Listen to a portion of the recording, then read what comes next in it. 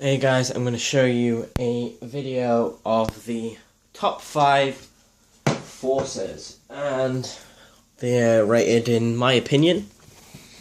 A few of them I don't have names for. If I find a name for them while I'm uploading the video, I'll put them in the description. So, we'll use the Ace of Diamonds every time. The first one at number 5, which is pretty easy.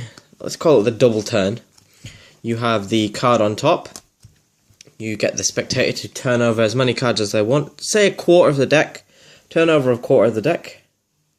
So here. And then tell them to turn over more cards. And turn over more cards this time. So when they cut, they're going to go deeper than what they did last time. So let's just say here. And that leaves a load of face-up cards. So you scroll through these. And the first card, you get them to choose, which will be the Ace of Diamonds. So I have that at number 5. Next will be the Hindu Shuffle, where you have their card on the bottom, and you scroll through them, or you shuffle them like this, and you tell them to say stop. So if they say stop, you show the bottom card on the right hand side of the pack. Like that. No matter where they say stop, it will always be the Ace of Diamonds, and if they reach the end, just say, oh, you've reached the end. Take that card. Them two shuffles there, they're pretty good for beginners. Now, number 3, I'm going to have as the Classic Force, and the reason this is number 3 instead of number 1 is that it doesn't always work. And how I set it up is I have their card on top, and while I'm just messing with the cards on my hand, I always swivel cut, and keep a pinky break. So the Classic Force is, you get them to choose a card like this, but when they reach near the middle, you push out with your thumb, and leave that card exposed. So the Ace of Diamonds is here. I'll show that again quick. So say pick a card, and then when they start reaching in, you push their card quickly. So it's you're going to make sure their card, or the force card, is closest to them. I'd say maybe 60% of the time this works. Obviously you get people who want to put you off and then try to take the top card or the second card. So always have a backup plan for this. Whenever I do this, I always tend to remember the bottom card as well. So where's the Ace of Diamonds? Here. So if they don't pick the Ace of Diamonds, I can do something with the bottom card. Just use it as a marker. And for the number 2, I'm going to have to switch over here. This is called the Riffle Force. And what you want to do, same thing again, have a break on their card. So the Ace of Diamonds. And you want to riffle through the cards while keeping a break, just like that. And then whenever they say stop, so here, from this angle, instead of taking where they've riffled, you want to grab from here.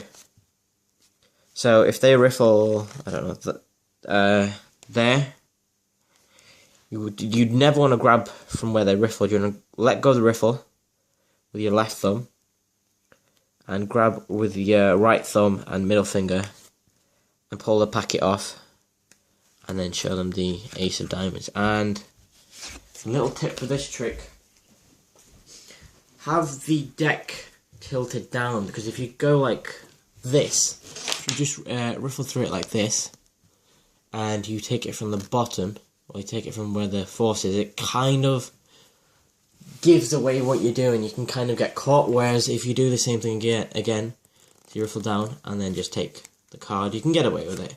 I've only ever been caught out 3 times with that trick in easily over 200 performances, and that was because I had exposed angles. And that's rated number 2, the Riffle Force. And number 1, which is my favourite, is a variation on the Riffle Force, where you have their card at the top. I'll perform it now. You get them to say stop, and then you take out the packet, and their card is always the forced card. And to do this, you want to start off with the Ace of Diamonds, or the Force card at the top. It's the same procedure with the riffling cards.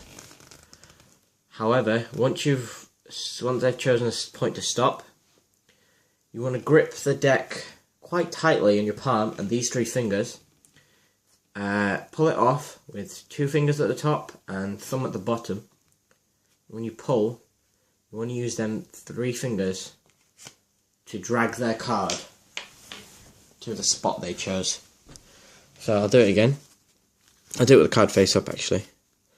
So you riffle, and once you go to grab, you want to lift up the packet, but make sure the card gets forced down.